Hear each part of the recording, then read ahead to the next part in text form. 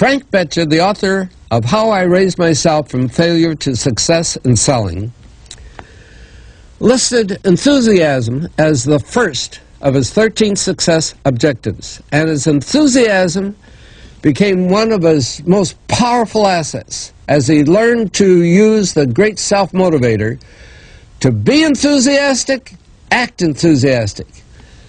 As the eminent teacher and psychologist William James has so conclusively proved, the emotions are not immediately subject to reason, but they are always immediately subject to action. We can achieve nothing important until we have enthusiasm. Now, Dr. Hill will explain how you can develop a feeling of enthusiasm for all that you do. Our 8th visit brings us to the subject of enthusiasm, which may be likened to steam in a boiler, which, when it is controlled and turned on, starts the wheels of machinery into action. Someone has said that knowledge is power. That is only a half-truth, for knowledge becomes power only when it is put into action for the attainment of a definite objective. Enthusiasm is one of the more powerful means by which we may put into action our education, experience, and knowledge. Spoken words without enthusiasm are often ineffective, and sometimes they can be actually boresome, as you of course know if you have noticed the effect a speaker without enthusiasm has on his listeners. I have known lecturers to hold audiences spellbound for 2 hours, yet when members of the audience were asked to tell what the speaker had said, they could not remember. But what they did remember was that the speaker got their attention and held it. And now let me explain why enthusiasm has such a powerful impact upon the minds of those who come under its influence. To begin with, I believe you'll be interested in knowing that your brain and every other person's brain is both a broadcasting station and a receiving station, which sends out thought vibrations and picks up those sent out by other people. When you turn on your enthusiasm, you step up the vibrations of thoughts which go out from your brain so that they reach and affect other people more quickly. As a matter of fact, you can send out thoughts which have been so stepped up with silent enthusiasm that they will reach and influence other people to whom you direct your thoughts. This is a fact which has been known to psychologists for ages, and it is also known to most master salesmen who use this method to condition the minds of their prospective buyers before they ever talk with them. You must have observed that the enthusiasm is very contagious, that it engages the attention of those who come under its influence and causes them to respond in a similar spirit of enthusiasm. I once heard Andrew Carnegie say that if you turned loose one man who thought in terms of intense enthusiasm in an industrial plant employing thousands of people, this man's enthusiasm would very quickly reach and influence every person in the plant. And he said it made not the slightest difference whether the enthusiasm was negative or positive, constructive or destructive. Then Mr. Carnegie went on to explain that in his selection of employees for promotion to bigger jobs, the first thing he looked for was a man's capacity to express himself in terms of intense enthusiasm. He said that enthusiasm is one of the most important traits necessary for leadership. The most successful lawyers are not necessarily those who know most about the legal profession, but they are those who know how to influence courts and juries with their belief in their cases and have a great capacity for expressing themselves with enthusiasm. When you are introduced to another person, you have a marvelous opportunity to sell yourself favorably to that person by the extent of the enthusiasm you express in accepting the introduction. When you shake hands with another person, you have also a fine opportunity to make a favorable impression by the warmth of enthusiasm you put into that handshake. If there is anything which leaves me flat and unfavorably impressed when I'm introduced, it's an extended hand which feels like a piece of cold ham and acknowledges the introduction with a cold, canned, pleased to meet you, with no signs of enthusiasm back of it. Now, right here, let me give you a brief course in salesmanship, which may be of value to you the remainder of your life.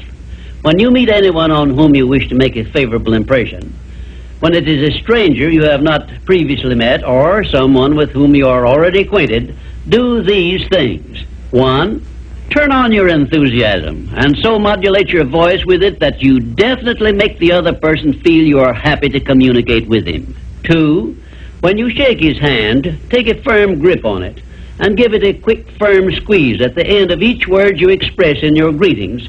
For example, say, "How do you do? I am so very glad to meet you." Do not crush the hand, however, as I have known some people to do. 3, then, if you begin the conversation, be sure that you direct it to some subject of interest to the other person. And 4, follow through by eagerly asking questions which will keep attention focused upon the other person. Then, when you are ready to have the other person hear what you have to say about yourself or your interest or your business, he will have been prepared to listen attentively. I've often told my students of salesmanship that the best possible way for one to sell himself to others is to first sell the others to themselves. That counsel was sound when I began training salesmen over 30 years ago, and it is still sound. When I was a youngster in school, I discovered that the teachers from whom I learned most were those who expressed the greatest enthusiasm in their teaching. And I have heard an experienced doctor say that the enthusiasm he carries into the sick room with him has more to do with helping to bring about a cure than all the medicine he can prescribe. Enthusiasm is an expression of a positive mental attitude, and it has long been known to doctors that a positive mental attitude stands high on the list of influences which give one sound health. I have heard it said, for example, that only one thing causes stomach ulcers, and that is worry or a negative mental attitude.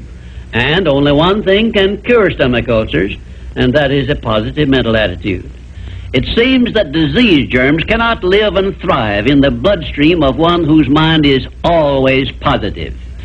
I have still another very important observation concerning the power of enthusiasm, which I wish to give you.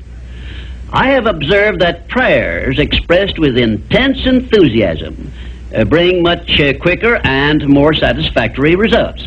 Now, you can try this for yourself and be convinced. I began experimenting with this idea many years ago, and from my experiences, I gathered the information which caused me to change my method of prayer entirely. I now use the prayer I recommended to you on previous visits with the gratifying results that I get quicker and more favorable action from my prayers than I did when I expressed them in a spirit which lacked enthusiasm. I suggest that a very practical way to begin learning to express yourself with enthusiasm will be to follow the habit of reading aloud for 10 minutes daily, putting all the enthusiasm at your command into your reading. You will be surprised in a short while at how much this will help you in speaking with enthusiasm in your ordinary conversations. I would suggest also that you adopt the habit of practicing enthusiasm in your conversations with your family and your business associates. Incidentally, this habit will make you more popular with those who are close to you. You can enjoy the benefits of enthusiasm if you are interested enough to develop a technique by which to acquire this habit, so you will follow it in a natural, unaffected tone of voice.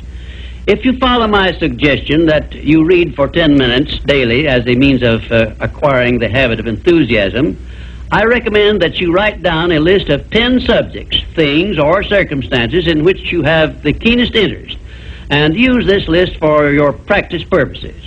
You will have no difficulty in reading in a tone of enthusiasm in connection with the things that you like best. And finally, if you have not already picked up some useful ideas as to how the habit of enthusiasm can be developed, or what causes one to be enthusiastic, let me give you an example which may provide you with an interesting cue. You perhaps remember when you were courting the person of your choice, or being courted, as the case may be, you needed no one to tell you how or why to be enthusiastic. Of course not, because the motive of love or affection took care of this without effort on your part. Just remember that enthusiasm is always easily expressed when one is inspired by a burning desire for something or any motive associated with one's closest interests. Where there is no motive, there is apt to be no enthusiasm. Remember also that the three basic motives which it has been said practically rule the world are: 1, the emotion of love; 2, the emotion of sex; 3, the desire for financial gain. A combination of all three of these motives, it has been claimed, can convert a mediocre person into a genius, and I leave the thought with you for consideration.